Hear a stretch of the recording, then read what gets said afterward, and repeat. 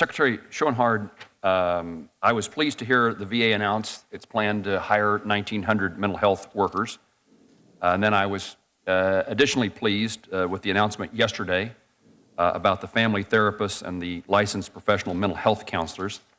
My discouragement is how long it took for the VA to implement. I have a history with particularly those two professions.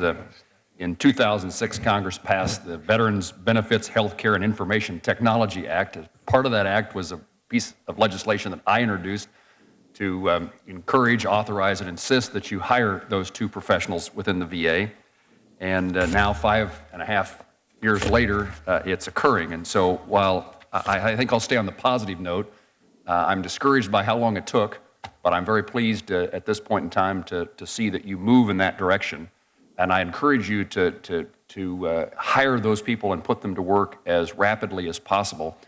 Part of my interest in this topic is coming from a state as rural as Kansas, in which our access to mental health professionals is perhaps even more limited than more urban and suburban states.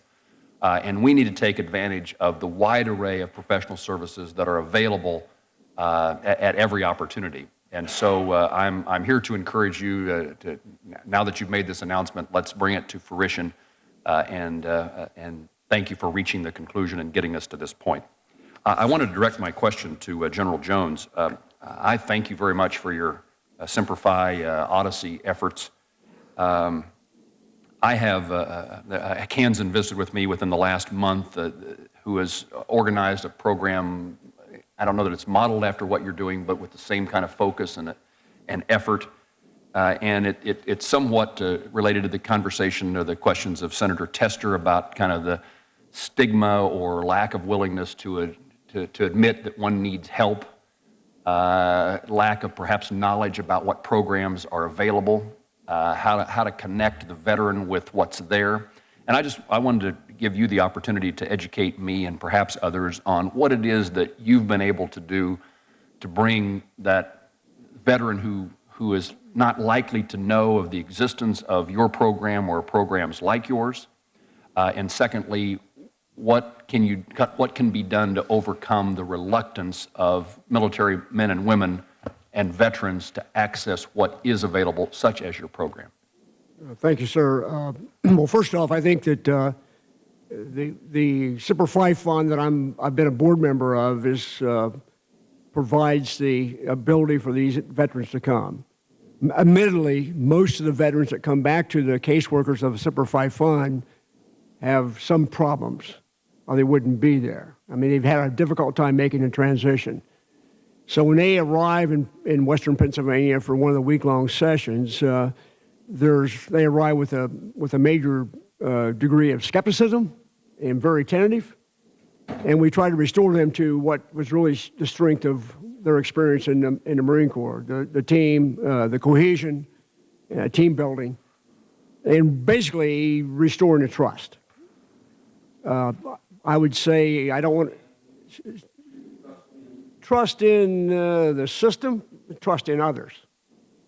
I think that my work through the Simplify Odyssey, because of the mental health professionals that have come in and really bought in to the program and have really advertised the program and allowed me to speak to other groups, led to a project I'm doing with the Institute of Defensive Analysis, sponsored by OSD, that looks at best practices. So, I was a Marine for a long time. We never talked much about mental health issues until recently. As a Vietnam platoon commander, we never talked about it. But now there's programs in the Marine Corps, and I would say the Army too, comprehensive soldier fitness in the Army. The Marine Corps program is operational stress control and readiness. It's a great program, but it's not easy to overcome the stigma. And the program really rests on the strength of the NCO. No major general is going to ride into a Marine Corps squad or platoon or company and build immediate trust. It's going to come from the NCO. So overcoming that skepticism, overcoming that chasm of trust is difficult, but it's happening. Especially those units that have deployed 4 and 5 times, young NCOs, young officers are seeing the power of what a squad leader or a platoon commander can do to identify problems when they're still in the category of combat stress injuries and haven't migrated to combat stress illnesses. I think that's the strength of the Marine Corps program. I think the problem with this is only my opinion now, of the Army program is that it's very well built. The application is not focused on the young NCO as is the Marine Corps program. And I don't say it because I'm a Marine, but I just sense that the NCO identifying in Iraq or Afghanistan that there's a problem, you can start the dialogue right then. You can start the reconciliation process right then. You don't have to wait 6 months after he returns and he's got this problem in his mental wall locker. He pulls out then when he's by himself. So we try to restore, and very successfully restore, because all of these veterans that have come in and actually volunteered their services. This past week, we did 35 Marines. We had an individual travel all the way from Oregon. This is his 6th time. His brother was killed in Vietnam as a company commander. He himself was a Marine Corps officer. He's a CEO of a very successful business, but he's given up a week of his time. We had an orthopedic surgeon come in as a team leader from Wyoming. Well, it doesn't take a Phi Beta Kappa very long to tell that, hey, these people are giving themselves for me, so that chasm of trust is taken care of pretty quickly. I would say by Wednesday of a 7-day program, these people start realizing these people care for me. Then you're on the road to identification. That's when the demons start coming out. That's when you find out that a guy was with his company commander, the company commander was killed. He feels guilty, irrationally, but true. He's never shared that with a clinician.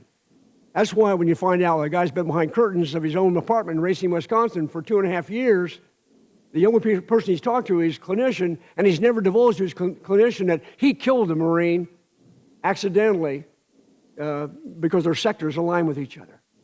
And so I think that we have no foolproof system, but I think that the power of the Corps, the power of the Army, clearly is team, clearly is cohesion, clearly is trust. And if you can restore that, to what degree you can restore that, then you're on the road to a good program. There's no shortage of people that come and chronicle their experience with a clinician. And they're not damning the clinician at all, but the clinician simply does not understand the individual adequately enough to build that bond of trust. General, thank you for your service to our country and to other veterans, and thank you all for your interest in the well-being of our nation's servicemen and women. Thank you, Chairman. Thank you very much. Dr. Day, let me